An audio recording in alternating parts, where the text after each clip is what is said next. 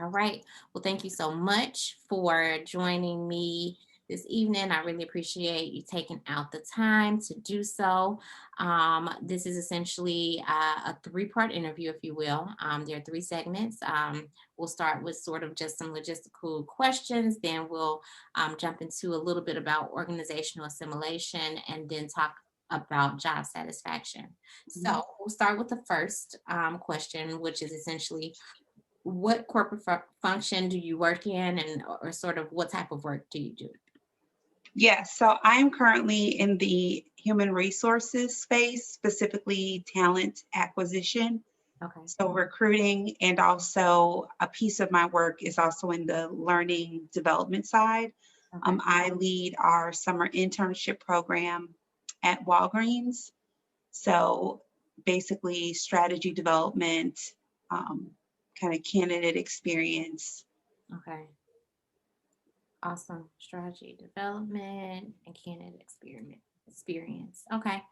And then um the next question there is, if you could, sort of think back to when you joined the organization, what are some of the things that attracted you to the organization? Well, the brand, Walgreens is well known, and I'm a long-term Walgreens customer. Hmm. So that's what attracted me first, and then just the scale of the opportunity that I was going to have within the role. It's the largest scale role that I've had in my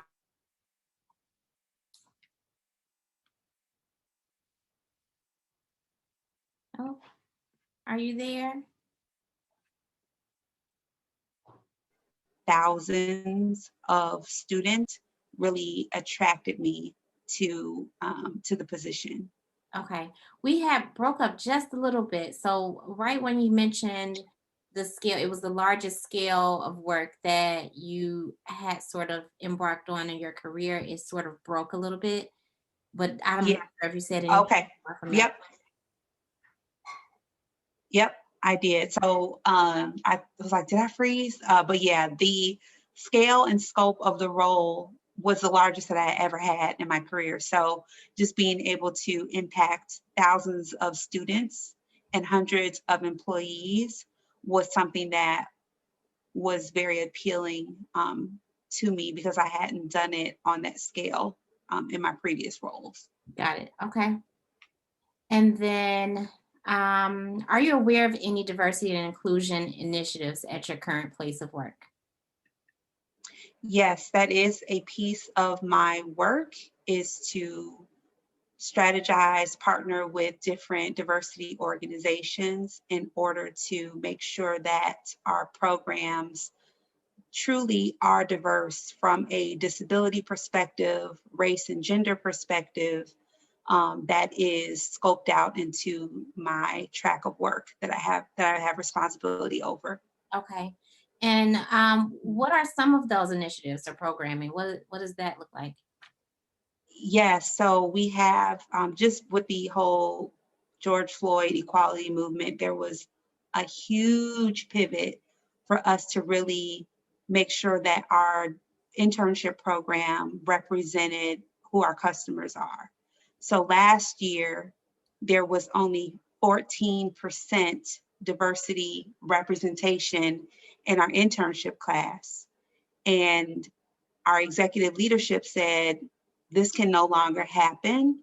So we set a goal to achieve a 50% diversity class goal. And specifically, 50% was only for Black Hispanic students. Okay. So, in order to achieve that goal, I had to partner with a number of diversity organizations like I Posse, Chicago Scholars, um, NABA, just, I mean, so many organizations in order to garner the interest of diverse students to attract them to our program. Got it. Awesome. Okay. And okay. And shifting from that a bit, what does inclusion mean to you then? For me, inclusion is just allowing individuals to show up as their authentic selves, that they are okay to be who they are, whether you're Black, Hispanic, whether you're gay, lesbian, like whatever who you are, you don't have to hide. You don't have to pretend. You don't have to turn off or on. That you can be who you are and be accepted, and it be okay, and not be there not be any microaggressions, or there not be any um, lack of, can she do this role because I may act a certain way. I may be a little bit more loud, or I may be a little bit more direct. I don't have to shadow who I am when I come to work. Got it. Or even be like, if I say this, will they think I'm that? Will I show up as an angry Black female if I do this? Yeah. So it's not second guessing all the time who you show up to be. Yeah. Got it. No, that's awesome. Okay. And then our final question of this segment is, do you feel included or that you belong at your current employer? So yes, I think that within my function, there is a level of awareness that, and more advancement, I'll say, that maybe other groups don't have Okay. within my function in particular, because we know that the importance of inclusion, equity, diversity, we know those pillars are so important for retention, for engagement, for our ability to progress as a function in a company. Mhm. Yes. Got When it. I go outside of my space now, it may look and feel a little bit different. Got it. Okay. But yeah. Okay. And so shifting gears a little bit, we've completed that first segment. Now we'll talk a bit about organizational assimilation. Are you familiar with what that is? No. Okay. So, and that's okay. Organizational assimilation is essentially the introduction of the organization to the new hire, if you will. So Oh, okay. it is the introduction of those cultural Mhm. sort of norms, the climate. These things can be informal and formal, right? Mhm.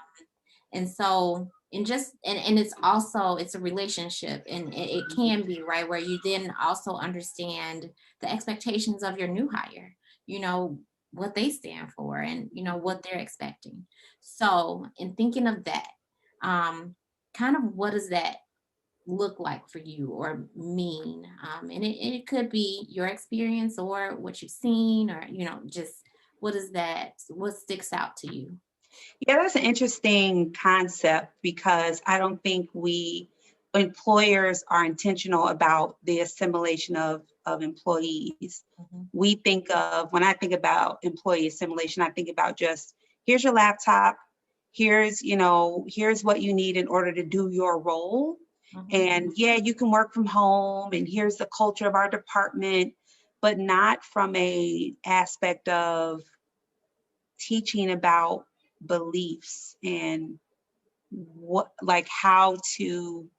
acceptable from a culture standpoint. It's more of the, just let's get through the day, let's do our tasks, and then that's kind of it. Yeah. Okay. And so, in thinking of that, sort of what did your first 90 days consist of, if you can think about that? Oh gosh, I was thrown in the fire. Like when I say baptism by fire, it like I had never ever experienced a 90-day. I mean, it was true acceleration. It was like, hey, Alexia, we're off to the races. I mean, there was no, here is this, and here's some documents for you to read through, and here is that, and it was none of that. I was really just thrown into the deep end, and it was a sink or swim type of situation. And I was questioning, oh my gosh, what did I get into? Why did I take this role? But I'm like, but that's what you asked for. That's what attracted you to the role. So I had mixed feelings about how I was indoctrined into the whole organization. Okay. It didn't feel good. And I'm like, I second guess myself, like, am I competent? Am I capable? Mhm. Like, am I ready? Mhm. So I doubted myself. But after the 90 days, and even almost 2 years in, I still feel like I'm getting my bearings. Okay. But that's just the Walgreens culture. They're like, oh, you you're doing great, Alexia. And I'm like, am I? Like, really? And they're like, yes, like you're doing amazing. And I'm like, you guys are just blowing smoke. They're like, no. I'm like, okay, well, why are things just so like out of order? Because I'm process, I'm structure, I'm a planner. And every day it just seemed like it was I was never going to catch my breath ever. But the first 90 days were very scary. And there were many conversations that I had with my boss to just like, I don't know if this is it. And I almost walked away. But they were truly invested in keeping me Okay. because they felt that, no, you can do this. Okay. And so, if we could just speak to that part just a little bit, the Mhm. keeping you part, what did that look like then? Because it does sound like it was Oh, a God. little hard, right? So, Yeah. like, or maybe not even a little hard, but Yeah. Yeah. what did They that asked me involve? to, Okay. yeah, they asked me to scope out like, where do you spend your time most? And I said, I spend my time doing these administrative tasks. And I said, if I'm doing all these administrative tasks, then I can't focus on strategy build. I can't transform our, partnership, plan. I can't do the things that I thought I was going to be able to do. Okay. So once I had that very candid, transparent conversation, I said, hey, if you want me to move the needle here, I'm going to need you to do X, Y, and Z, Okay. which is I need more admin support. I need some time to flush this out because everything was so accelerated. They want things quickly. And I said, well, I know you want things quickly. You want a quick turnaround, but if you want to get a quality product out of me, this is what is going to happen. So I had to almost say, here are my terms. Here is how you're going to have to engage me as an employee if you want a quality product. Now it's up to you. Do you want quality or do you want subpar? And I said, I don't do subpar work, just so you know. I'm not comfortable with that. I can't sleep at night if I'm, excuse my French, half-assing what I'm putting out to you. Got it. Got And it. they were like, got it, Alexia, no problem. Okay. So it sounds like in that way, your voice was heard. Oh, yes. Oh, Okay. yes. Oh, yes. And the thing what I thought was the the the helping point was I didn't bring a problem without a solution, right? Mhm. I felt like, yes, I can complain all day, but I'm like, if they want to take me seriously, I have to have a solution. Got it. And I said, for all my areas of concern, here are my recommendations. Now you could take it or leave it, but here are my recommendations, and you let me know if this is possible. But I thought that helped drive the conversation forward and for them to take me seriously in order for me to be retained and for them to see the quality that I know that I can deliver. Got it. Awesome. Okay. And so, shifting gears a little bit, do you identify with your organization's core values? Yes, absolutely. And if may not be all of them, but if some jump out to you, what are those that you most sort of identify with? Well, the first thing is them just taking care of their customers and the communities. Mm, That to me is a very responsible thing for an organization to do, is to take care. And I think their response to COVID mm, truly magnified their beliefs and the mission that they have announced to the organization. And I okay. think the other part is the diversity piece. And that's driven by our, HR function, and I believe in it. And they message that, and it's peppered into a lot of what we are doing. Mhm. They even put the E in D&I because that equity piece was missing. So they Mhm. quickly changed all of that language so that we can really drive forward the change and to keep the retention, because there's high turnover with our Black and Brown employees Mhm. because they don't feel that they're not seen. All their white counterparts are getting promotions. You at the leadership level, all you see is a certain demographic, you know what I mean? So in order to drive change, I feel that my program is a starting point for that. And it's a continual build. So I think the diversity piece is true. It's very, very important. Got it. Okay. Fabric of who we are. Okay. And then the last question in this segment is, do you feel that you were assimilated similar to your peers? Now that can be as a woman, that can be as a Mm, Black woman. mm. Do you feel that you were assimilated similar to your peers? Ooh, man, that's a hard one. 50-50. If I had to say either yes or no, I would say maybe no. Okay. Okay. I would say no, because I look at people who have come on after me, Mm. and they're different persuasion, um, and Got it looked a little bit different. It just seemed that they were more like, come on, join our crew, like more mm, accepted, you mhm, know, like they got invited to the lunches and they got quickly invited to, let's go, for a walk and talk. Where me, it was more of a structured thing, like, hey, uh, Alexia's new, let's go to the cafeteria, where those other invites were more independent led by some of the team members. mhm, So I mean that I struggle with, because it just depends on the person. But yeah. yeah, I'll say no. I'll Okay. say no. Okay. So kind of that formal versus informal Right, sort of, right. The informal. yep, Yeah, that it looked a little different. sort of Yes. clubhouse feel versus Right. this is Yes. what you gotta do feel. Right. Right. Okay. Right. Just wanted to be sure I'm hearing it correctly. Yep. You got it right on the head. Okay.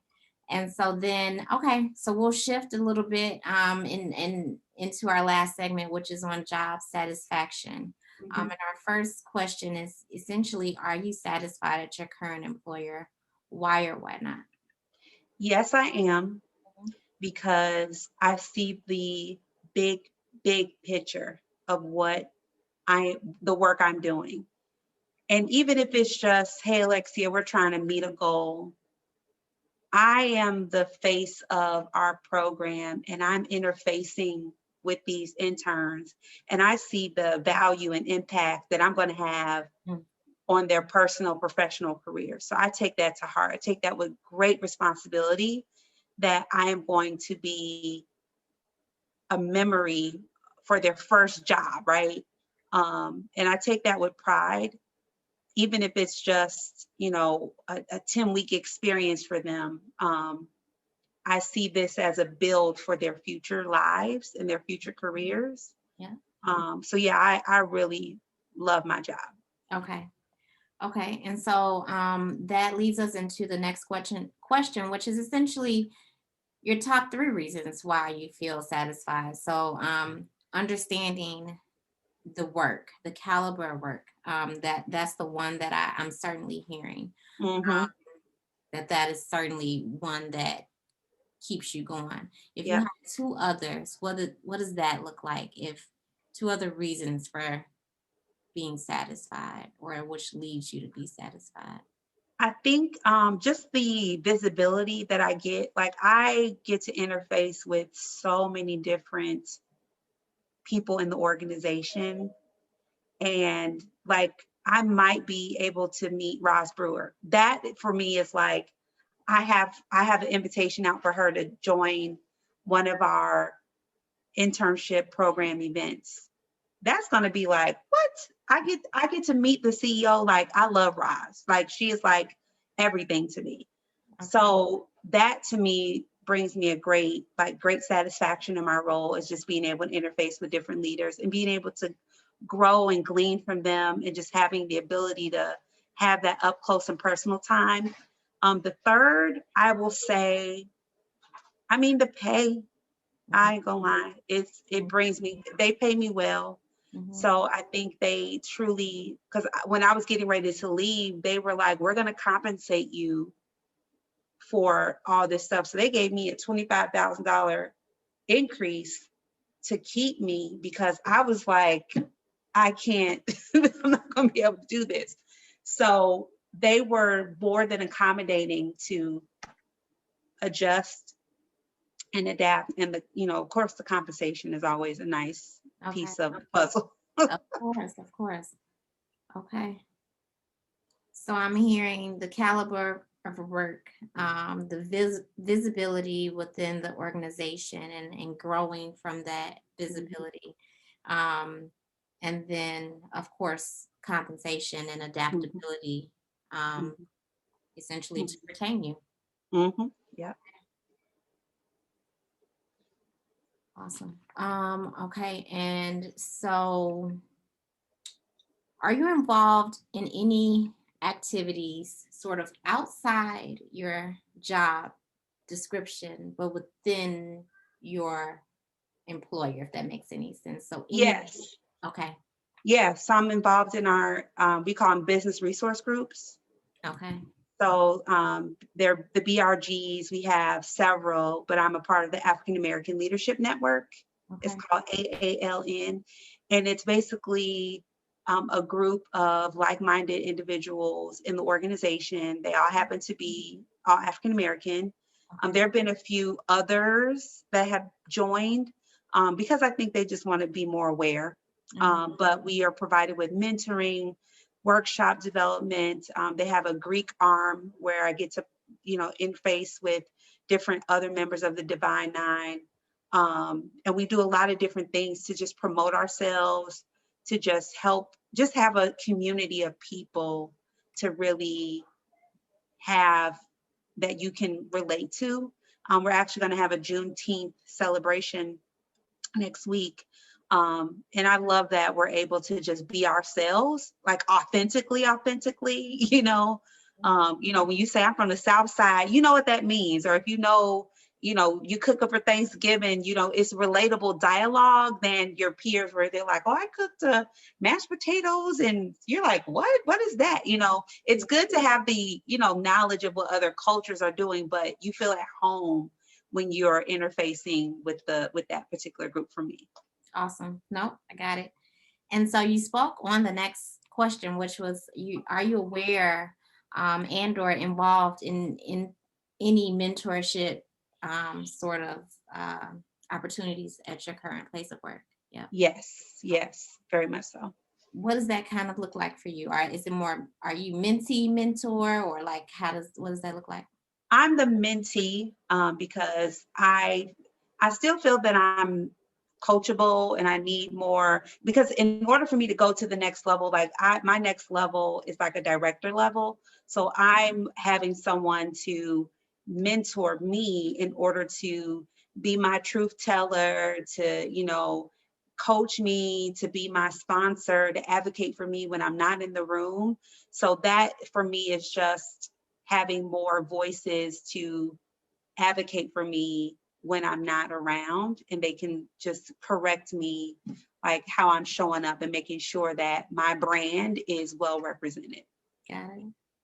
I love that, your brand. Okay. You actually touched into the next segment, and I think, you'll probably speak on this a little bit more. And this is the last question, but essentially, what are your professional and or, personal goals? Like, what does that look like for you? Yes, I definitely want to get out of the manager space. I've kind of been in this space for a little while, so definitely want to my next role to be a director level role. Okay. Now in my space, like this is the mountaintop, so I can't go any higher with where I'm at. Mhm. So unfortunately, I'm going to have to let this space go, and then maybe expand some skill sets and go into a different arena. I definitely see myself staying in the HR space, just in a different capacity. I Mhm. don't think that job exists today. Honestly, I don't see it as a role that I see that's currently available. But if I continue on this momentum, I can see Walgreens carving out a role for me, and because they created this job for me. Like, this job didn't exist Okay. and they created it for me. So if I continue to stay on this path, I can see them, being flexible to accommodate some of the aspirations that I have for my next role. Okay. And I just love your conversation because you just lead into the next portions of it, which is, do you feel supported essentially Yes. Yeah. inside those goals? Okay. Oh yeah, absolutely. This is the best like leadership team I've had in a while. Like, everyone truly is so supportive, and they're really my cheerleaders. Like, they truly, truly make me feel like we need you, Alexia. We need you. Some employers make you feel disposable. Hmm. I don't feel like that in this environment. Hmm. Um, it's truly a unique situation to be in. And it feels like, when is the ball going to drop? Is this like real? But it's truly interesting to be in this position. So I'm pretty happy. And if I'm hearing still, if I'm hearing this correctly, there's still that voice sort of being heard thing, right? That support within. Yeah, Mhm, it's okay. All right. I'm mhm. just Yeah. capturing. Okay. Mhm. Okay. And then the last part of that is essentially, do you feel that you're making progress to your goals? Oh yeah. My personal goals are professional goals.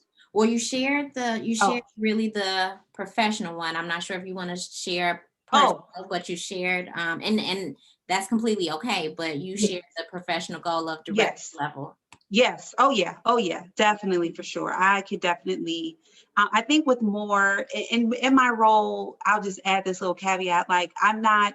I don't have any direct reports or anything like that. So my role is a little bit unique, where I really have to find the ability to influence without direct Mhm. authority, and Mhm. it's really challenging me in a way to lead with intent, and to really, like, find a way to motivate people to listen to me. So it's challenging me in that way. And I think if I continue on that, I will achieve that goal, but it's just a continual, you know, meshing of the worlds. Yeah.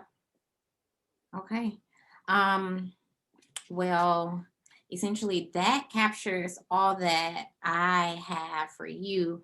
Unless Okay. there's anything more you want to add as to what your organization is doing to retain women,